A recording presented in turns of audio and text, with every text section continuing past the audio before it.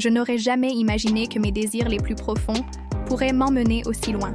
Tout a commencé dans un décor paradisiaque, où la frontière entre le bien et le mal semblait disparaître. Que feriez-vous si vos désirs prenaient le dessus sur vous? Laissez libre cours à votre imagination pendant que je vous raconte chaque détail de cette histoire qui a tout changé dans ma vie. Était-ce juste une erreur ou quelque chose qui devait arriver? Regardez maintenant et découvrez. Je m'appelle Camille, et si quelqu'un m'avait dit il y a 1 an que je m'impliquerais dans quelque chose qui mettrait mon mariage en danger, je lui aurais ri au nez. J'ai toujours été une femme intègre, fidèle à mes principes et dévouée à mon mari. Mais la vie, avec ses surprises imprévisibles, nous présente des choix que nous n'aurions jamais imaginés. Je ne veux pas justifier mes actes, juste raconter comment tout cela s'est passé. C'était une journée de printemps étouffante et Antoine, mon mari et moi profitions de quelques jours dans un charmant hôtel de campagne. Après des mois immergés dans des routines épuisantes, nous avons enfin trouvé une occasion de nous détendre et de nous ressourcer. Mais dès le début, j'ai réalisé qu'il y avait quelque chose d'étrange entre nous. Les conversations se déroulaient sans effort. L'enthousiasme d'avant semblait comme un écho lointain, et le silence entre nous était pesant. C'était comme si nous étions là par obligation, comme un couple qui suivait les mêmes chemins déjà usés par le temps. Le 2e jour, pendant que Antoine faisait une sieste à l'ombre d'un chêne près de la piscine, j'ai décidé de faire une promenade dans les jardins. J'avais besoin d'un moment pour moi, respirer l'air frais et laisser mon esprit vagabonder. En marchant, j'ai aperçu 2 hommes au loin, près du lac. Ils étaient détendus, riant entre eux, comme si le monde qui les entourait n'existait pas. L'un d'eux, aux cheveux ondulés et au sourire éclatant, remarqua ma présence. Ses yeux avaient quelque chose d'irrésistible, un magnétisme inexplicable. Il m'a fait un sourire qui m'a fait détourner le regard, mais j'ai senti mon cœur s'accélérer. J'ai continué à marcher, mais j'avais la nette impression qu'il m'observait. Quelques minutes plus tard, j'ai entendu des pas légers approcher. « Salut, comment vas-tu » a demandé l'un d'eux, un jeune homme de taille moyenne, à la peau dorée par le soleil et à la voix amicale. « Est-ce que tu profites de l'après-midi seul » a-t-il ajouté. J'ai senti des papillons dans mon estomac avant de répondre. « En fait, je suis ici avec mon mari. » Il a dit cela avec fermeté, essayant de mettre fin à tout éventuel malentendu. « Ah, je comprends » répondit-il, avec un sourire au coin des lèvres. « Il doit être un gars chanceux. » La façon dont il l'a dit, avec une touche d'ironie, m'a fait ressentir quelque chose que je n'avais pas ressenti depuis longtemps. Reconnaissance, désir. Nous nous sommes présentés rapidement. Il s'appelait Adrien et son ami Luc. Tous deux séjournaient à l'hôtel pour profiter du week-end et se détendre. La conversation qui a suivi a été étonnamment légère et naturelle. Il n'y avait pas d'arrière-pensées explicites, mais quelque chose dans l'attention que Adrien m'accordait me faisait me sentir à nouveau vivant, comme si une étincelle oubliée avait été ravivée. La douce brise, la lueur dorée du soleil à la surface de l'eau et l'odeur salée de la mer créaient une atmosphère presque magique. Adrien et Luc ont ri tranquillement, puis l'invitation est arrivée. « Pourquoi ne vas-tu pas dans l'eau avec nous ?»« C'est parfait », suggéra Adrien en me lançant un regard plein de curiosité. J'ai hésité un instant. J'ai regardé où se trouvait Antoine, toujours endormi à l'ombre de l'arbre, inconscient de tout. « C'est juste une baignade, rien de plus », pensai-je en essayant de me convaincre. J'ai marché jusqu'au bord du lac, sentant le sable chaud sous mes pieds, et bientôt je me suis laissé emporter par la sensation rafraîchissante de l'eau. Adrien a commencé à jouer, m'aspergeant d'eau négligemment. J'ai ri, un peu maladroitement, mais je me sentais déjà plus léger. Luc, toujours plus retenu, s'approcha et se plaça derrière moi, me tenant légèrement par les bras pendant que le courant nous portait doucement. Son contact était discret, mais l'électricité de ce contact était suffisante pour me faire tomber. Si vous êtes curieux de savoir où va cette histoire, profitez-en et abonnez-vous à la chaîne dès maintenant. De cette façon, vous ne manquerez aucun récit engageant comme celui-ci, plein de désirs, de secrets et de choix inattendus. On continue? Pendant un instant, je me suis retournée et nos regards se sont croisés. Il y avait quelque chose dans ses yeux, un mélange de mystère et de confiance, qui me faisait oublier le monde qui nous entourait. Mon cœur s'emballa. Avant que je puisse rationaliser ce qui se passait, ses lèvres touchèrent les miennes. Le baiser fut bref mais plein d'intensité. Une vague d'adrénaline parcourut mon corps. En m'éloignant rapidement, j'ai senti la confusion m'envahir. « Ce n'est pas bien. Je ne peux pas faire ça », murmurai-je, plus pour moi-même que pour lui. Luc garda une expression compréhensive, sans chercher à forcer quoi que ce soit. « Je comprends », dit-il d'une voix basse et calme. « Tu fais juste ce que tu veux. » Mais la façon dont il l'a dit, la chaleur dans le regard qu'il m'a lancé ont ébranlé mes défenses. C'était comme s'il savait exactement ce que je ressentais, comme s'il pouvait voir dans mon âme à cet instant. La culpabilité et le désir s'affrontaient en moi, chacun plus fort l'un que l'autre. Alors que je pensais à ce qui se passait, l'image de Antoine, détendu et insouciant, est apparu dans mon esprit, provoquant encore plus de conflits. Mais là, entouré par l'eau chaude et la lueur du soleil couchant, un désir longtemps endormi a commencé à prendre le pas sur la raison. Cela faisait des années que je ne me sentais pas ainsi, désirée, vivante. Juste aujourd'hui, juste une fois, répétais-je intérieurement, essayant de justifier ce qui semblait inévitable. Nous sommes sortis de l'eau en riant, en essayant de masquer le poids de l'instant avec légèreté. Malgré l'apparente détente, chacun de mes mouvements portait la tension de ce qui allait arriver. Ils m'ont guidée vers les chaises longues qu'ils avaient louées, situées dans une partie plus isolée de l'hôtel. Entourées de grands arbres et de buissons, c'était comme si ce coin avait été soigneusement choisi pour se protéger des regards indiscrets. J'ai regardé autour de moi une dernière fois, comme si je m'attendais à ce que Antoine apparaisse, mais il n'était visible nulle part. Le ciel au-dessus de nous était peint dans des tons vibrants d'orange et de rouge, tandis que le silence de la soirée remplissait l'espace. Adrien et Luc me regardaient, complices, presque comme s'ils savaient exactement ce qui allait se passer ensuite. L'absence de Antoine ressemblait presque à un murmure du destin, à un appel silencieux. Adrien a pris une bouteille de vin rosé dans une petite glacière à côté et m'en a servi un verre. « Juste un verre, pour apaiser tes pensées ?» dit-il, ses yeux rivés sur les miens, comme s'il essayait de déchiffrer chaque pensée qui me traversait.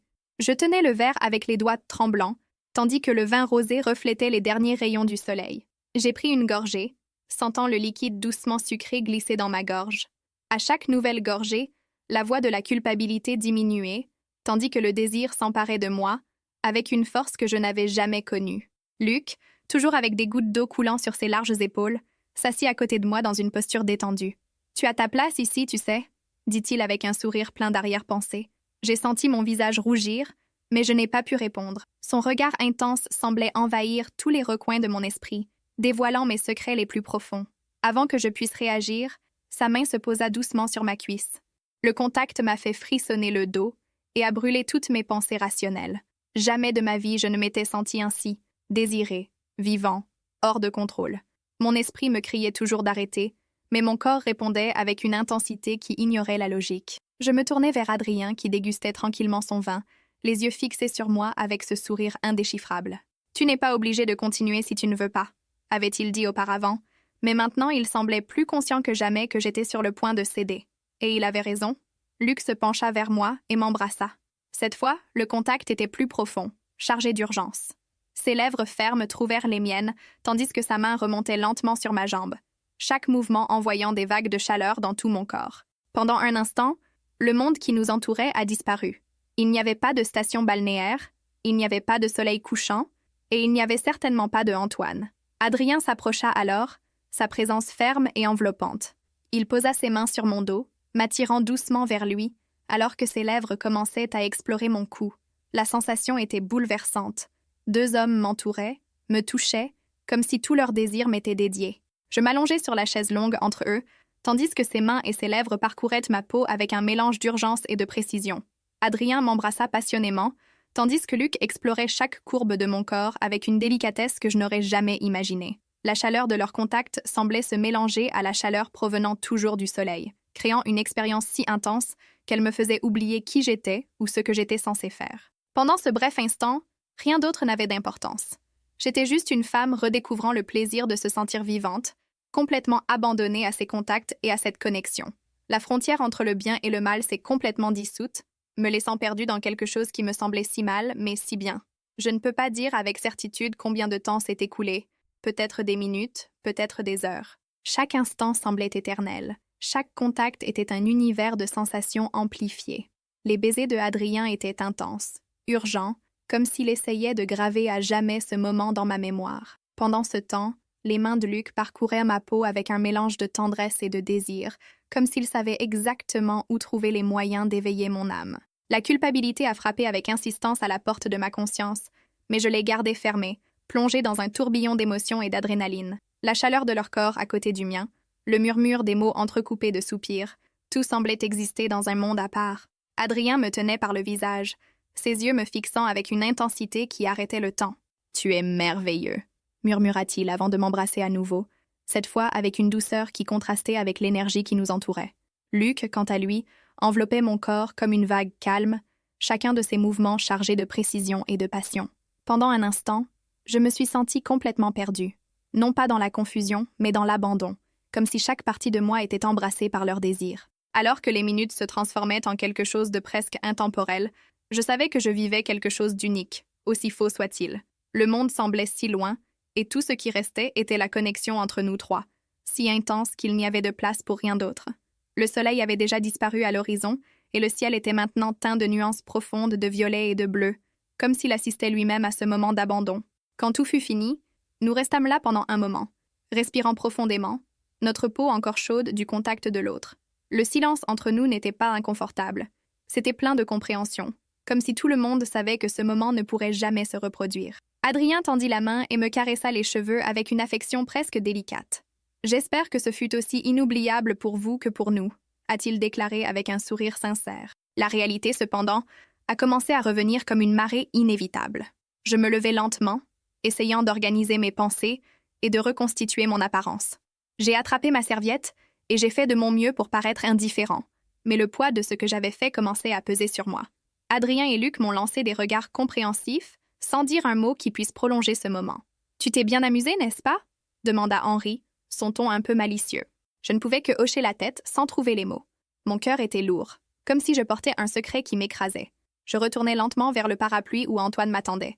Il était assis, un livre à la main et un sourire détendu sur le visage, inconscient de tout ce qui s'était passé. « Tu es parti depuis un moment ?» commenta-t-il, sans aucun soupçon dans la voix, juste de l'amour et de la confiance. Je m'assis à côté de lui, incapable de le regarder dans les yeux. Il ferma le livre et me regarda tendrement. « Tu as l'air différent. As-tu un peu plus de soleil ?» demanda-t-il avec un sourire détendu, essayant d'entamer une conversation. J'ai essayé de sourire, mais c'était un effort douloureux. Je suis allé me promener, mentis-je, le poids des mots m'étouffant presque. J'étais distrait par le paysage. Ma voix semblait naturelle, mais intérieurement, une tourmente me détruisait. J'ai regardé vers la mer pour trouver des réponses, mais je n'ai trouvé que le bruit constant des vagues, un rappel que le monde restait indifférent au chaos que j'avais causé dans ma propre vie. C'était vrai, j'étais perdue, mais pas dans le sens que Antoine pouvait imaginer. La plage autour de nous était encore vivante des rires des enfants, du bruit rythmé des vagues et de la musique légère qui flottait du bar au loin. Tout semblait exactement pareil, comme si de rien n'était, mais en moi quelque chose s'était brisé de manière irréparable. J'avais franchi un seuil que je n'aurais jamais imaginé pouvoir approcher, et maintenant l'ombre du secret planait sur moi. Pendant ton absence, j'ai fait une réservation dans un restaurant spécial pour nous deux ce soir, a déclaré Antoine en entrelaçant ses doigts dans les miens. Son contact, autrefois si familier, me fit maintenant légèrement tressaillir. « Ça va être une soirée inoubliable », dit-il avec un sourire qui me serra la poitrine. Un mélange de culpabilité et de tristesse m'a consumé. Comment pouvait-il être si paisible, si aimant, alors que la distance entre nous semblait grandir en moi à chaque seconde? Chacun de vos gestes ne faisait qu'augmenter le poids de ce que je portais. « Bien sûr, je ne peux pas attendre », répondis-je en me forçant à sourire qui soutenait à peine ma voix. Mais à l'intérieur, je savais que la nuit serait insupportable. Le dîner, le moment de proximité serait une torture constante. Chaque regard de Antoine serait le reflet de ma trahison, même s'il ne le savait pas.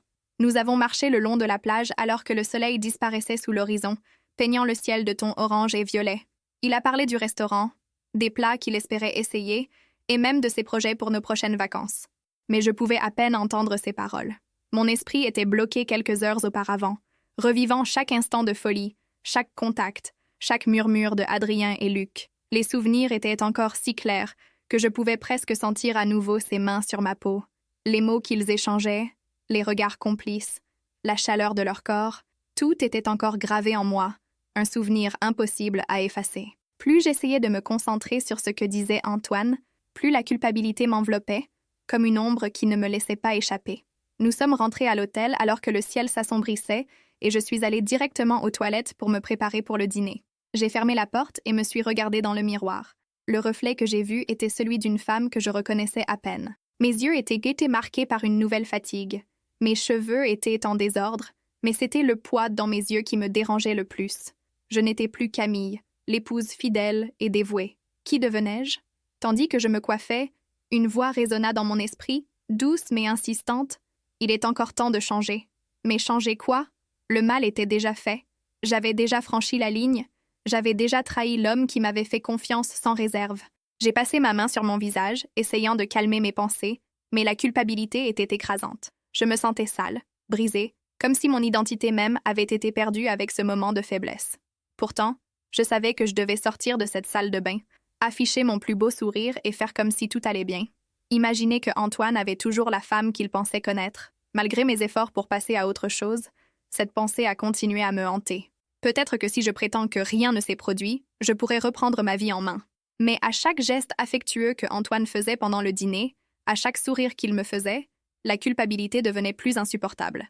Alors qu'il faisait tout ce qu'il pouvait pour me rendre heureuse, j'ai ressenti un vide grandissant, une distance que j'avais créée. Cette nuit-là, nous nous sommes allongés ensemble et il m'a tenue tendrement avant de murmurer « Je t'aime ». Ces paroles étaient nées comme un couteau dans la poitrine. Je ne pouvais pas répondre. Je restais juste immobile, regardant le plafond, pendant qu'il dormait paisiblement. Le poids du secret semblait m'écraser.